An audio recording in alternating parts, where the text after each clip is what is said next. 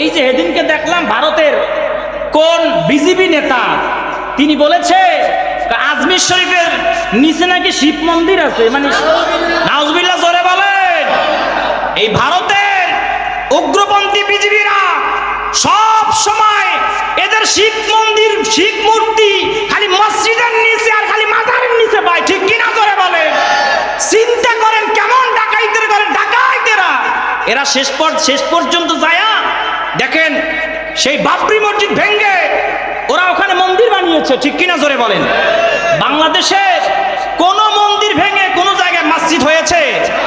মুসলমানরা উগ্র নয়, মুসলমানরা শান্ত। আর ভারতের বিজেপি জঙ্গিগুলো উগ্রবাদী হিন্দুরা এরা বলতেছে আজমির শরীফের নিচে নাকি শিব মূর্তি আছে, নাউজুবিল্লাহ জোরে বলেন।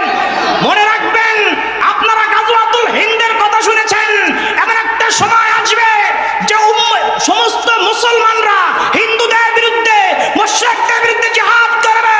ওই জিহাদের মধ্যে 1/3 মুসলমানরা শহীদ হয়ে যাবে, আর এক অংশ পালিয়ে জাহান্নামের কুত্তা হয়ে যাবে, আর এক অংশ জিহাদ চালিয়ে যাবে। ওই জিহাদের মধ্যে মুসলমানরা বিজয় লাভ করবে। এটার নামই হলো গাজওয়াতুল হিন্দ। ও আমার মুসলমান ভাইয়েরা, এখন যেই সিচুয়েশন তৈয়ার হচ্ছে মনে হয় এখন দিল্লি না ঢাকা এমন হবে না স্লোগান, এমন হবে ঢাকা না দিল্লি, দিল্লি দিল্লি, ঠিক কিনা জোরে বলে।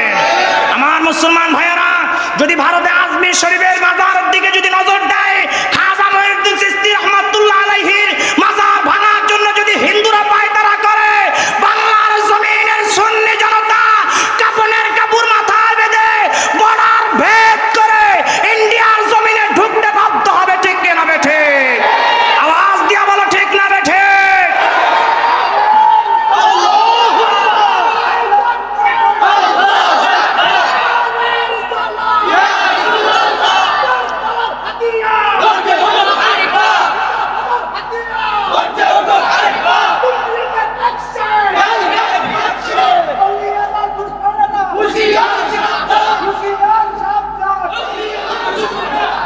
মাইন্ড করতেছেন নাকি যে হুজুরজি ইন্ডিয়া লইয়া কথা কয়? একটা কথা মনে রাখবেন, আমি রফিকি জীবনও ইন্ডিয়ার পক্ষে কথা বলি নাই। ওরা হচ্ছে ইসলামের সবচাইতে বড় দুশমন। ইন্ডিয়ার দাদাবাবুদের গোলামি যারা করবে, দালালি করবে, ওদের সঙ্গে আমরা নাই। স্পষ্ট ঘোষণা, যাদের হৃদয় ভারতের জন্য কাঁদবে ও মুসলমানের বলা হতে পারে না, ঠিক কিনা জোরে কর। ইন্ডিয়ায় ভারতে গরুর গোস্ত ফ্রিজে রাখার অপরাধে অসংখ্য মুসলমানদেরকে জবাই করে হত্যা করা হয়েছে। অসংখ্য মসজিদে হামলা চালিয়েছে হিন্দুরা, ঠিক কিনা? সব হিন্দু কি খারাপ? কিছু কিছু, ঠিক কিনা জোরে বলেন।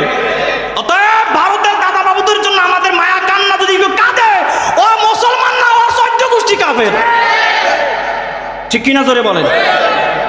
এদিনকে দেখি আমি যখন এই পোস্ট দিলাম যে ভারতের দাদা বাবুদের জন্য যদি কেউ মায়া কান্না কাঁদে, ও দেশপ্রেমিক মুসলমান হতে পারে না, ও মুসলমান না, কাফের। অনেকে যায় কমেন্ট করছে, হুজুর আপনি কি দালাল হইয়া গেলেন নাকি?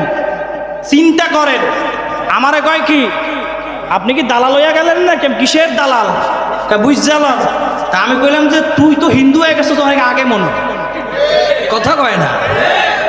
আমার বাংলাদেশের মানচিত্রের উপরে শকুনের নজর পড়েছে, বাংলাদেশের মানচিত্রের উপরে শকুনের নজর পড়েছে। এখন ইন্ডিয়ার দাদাবাবুরা পাগল পারা হয়ে গেছে। এরা বারবার বলে চট্টগ্রাম আমাদের, সাতক্ষীরা আমাদের, টেকনাম আমাদের, মায়ানমার, এই পাগলের মতো বক্তব্য দিচ্ছে, ঠিক কিনা জোরে বলেন। মনে রাখবেন, এই দেশ স্বাধীন হয়েছে 30 লক্ষ শহীদের রক্তের বিনিময়ে আজকে 16 ডিসেম্বর, ঠিক কিনা জোরে বলেন। এই দেশ রক্ষার জন্য 16 কোটি মুসলমান প্রয়োজনে আবার বাঁশের লাঠি হাতে নিবে, আবার প্রয়োজনে শাহজালাল ইয়ামিন তলোয়ার হাতের মধ্যে নিবে। তারপরেও এই দেশের মানচিত্রে একটা আঁচ ফেলতে দিবে না, ঠিক কিনা জোরে বলেন। আওয়াজ দিয়া বলেন ঠিক কিনা বে ঠিক। এই দেশের অলিদের মাজার রক্ষার জন্য, এই দেশের পীর মাশায়েখদের খানকা রক্ষার জন্য, এই দেশের অলি আল্লাহর মাজার রক্ষার জন্য, এই দেশের মানচিত্র রক্ষার জন্য কাপনের কাপড় মাথায় বেঁধে কে কে রাজপথে নামতে রাজি আছো? ডান হাত তোরে আল্লাহকে দেখায়া দাও।